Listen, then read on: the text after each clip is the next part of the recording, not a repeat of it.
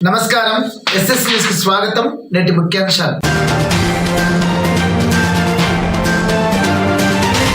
యువత వివేకానందుని స్ఫూర్తితో ముందుకు సాగాలి. జయంతి వేడుకల్లో ఎమ్మెల్యే పాబర్ రామారావు పటేల్.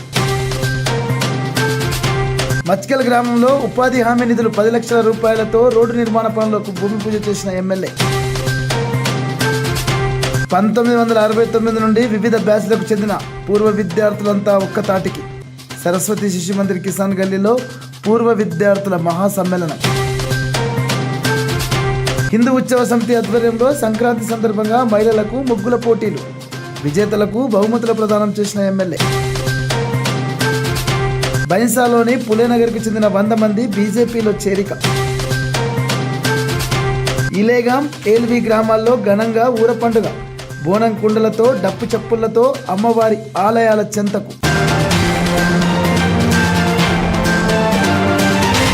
వివేకానందుని స్ఫూర్తితో యువకులు సమాజ సేవలో ముందుండాలని ఎమ్మెల్యే పాబర్ రామారావు పటేల్ సూచించారు. 163వ స్వామి వివేకానంద జయంతి ఉత్సవాలను పురస్కరించుకొని బైసాలో జయంతి వేడుకల్లో పాల్గొని ఆయన మాట్లాడారు.